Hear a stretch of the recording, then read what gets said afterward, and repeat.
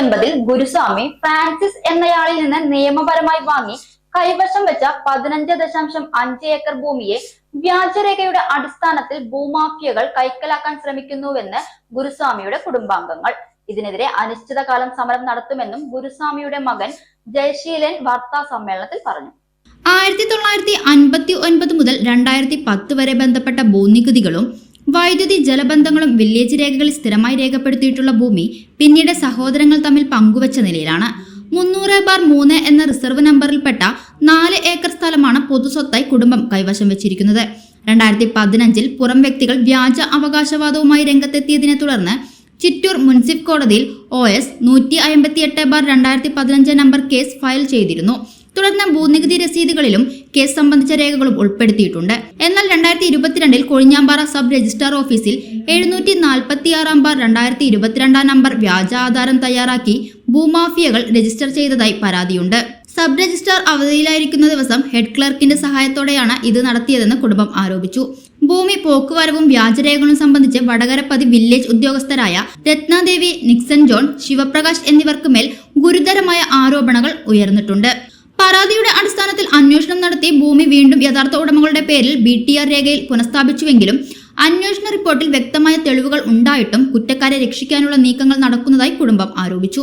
വ്യാജരേഖ ചമച്ച ഉദ്യോഗസ്ഥർക്ക് കഠിന ശിക്ഷ നൽകുക, അന്വേഷണത്തിന് കാലതാമസം വരുത്തിയ ഉദ്യോഗസ്ഥരെ സസ്പെൻഡ് ചെയ്യുക, കേസ് വിജിലൻസ് വിഭാഗത്തിന് കൈമാറി ഗൂഢാലോചനയും സാമ്പത്തിക ഇടപാടുകളും പുറത്തു കൊണ്ടുവരിക, നിയമ പോരാട്ടത്തിനായി ചെലവായ 6 ലക്ഷം രൂപ കുറ്റക്കാരിൽ നിന്ന് ഈടാക്കുക, വ്യാജരേഖ സർക്കാർ തലത്തിൽ റദ്ദാക്കുക തുടങ്ങിയ ആവശ്യങ്ങൾ ഉന്നയിച്ചാണ് സമരം.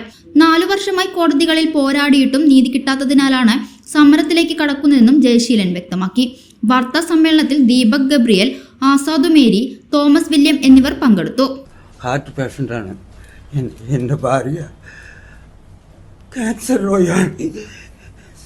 ചികിത്സിക്കാൻ ഒരു വഴിയിലാണ് ഞങ്ങളുടെ ഭൂമിയിൽ തട്ടിയെടുത്തു.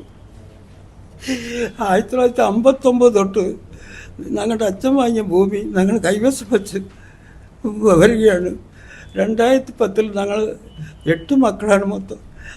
അതിൽ ഞങ്ങൾ എല്ലാവരും ഭാഗം വെച്ചു. 2010 ഭാഗം വെച്ചു. അതിൽ 4 ഏക്കർ എൻ്റെ താഴെ 3 അനിയന്മാരാണ്. എന്നോട് ചേർത്ത് 4 ആണുങ്ങളാണ്. ഈ 4 പേർക്കുമായിട്ട് 4 ഏക്കർ സെപ്പറേറ്റായിട്ട് മാറ്റി വെച്ച് പൊതുപ്പട്ടികയായി. ആ പട്ടിക തങ്ങൾ വിൽക്കാൻ പോയപ്പോൾ എനിക്ക് രോഗം ബാധിക്കും. വിൽക്കാൻ പോയപ്പോൾ ഭൂമാപ്പൈകൾ തടസ്സപ്പെടുത്തി. ഭൂമി വിൽക്കാനും വിടില്ല, ലീസിന് കൊടുക്കാനും വിടില്ല. 2015 തൊട്ട് കേസ് നടക്കുകയാണ്. 2022 വരെ ഞങ്ങൾ ടാക്സ് കിട്ടി. അപ്പോൾ ടാക്സ് കെട്ടി കൈവശം വെച്ചുകൊണ്ടിരിക്കുന്ന ഭൂമിയാണ്. അപ്പോൾ 2015 ഞങ്ങൾ വേറെ വഴി നിവൃത്തിയില്ലാണ്ടാണ് OS നമ്പർ 158/2015 ചിറ്റൂർ മുനിസിപ്പൽ കോർട്ടിൽ ഒരു കേസ് കൊടുത്തു, ഫയൽ ചെയ്തു. അപ്പോൾ പെർമനൻ്റ് ഇൻജക്ഷൻ വേണമെന്ന് പറഞ്ഞിട്ട് ഫയൽ ചെയ്തിട്ട് ഇങ്ങനെ ഓടിക്കൊടുക്കുന്ന സമയത്താണ് ഞങ്ങൾക്ക് രോഗം കൂടുതൽ പിടിപെട്ടതുകൊണ്ട് നിവൃത്തിയില്ല.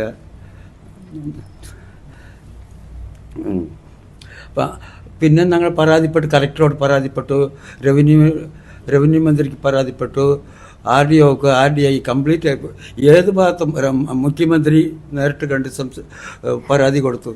അതിനുശേഷം കലക്ടർ 2022 ഓർഡർ ഇറക്കി. ഇത് കുറ്റകൃത്യമാണ്, ഏറ്റവും കുറ്റകൃത്യ സംഭവങ്ങൾ നടന്നിട്ടുണ്ട്, ഇതിന് പരിഹാരം കാണുമെന്ന് പറഞ്ഞ് 2022 അന്നത്തെ കലക്ടർ റിപ്പോർട്ട് തന്നു. 2025 വരെ ഒരു നടപടിക്കില്ല.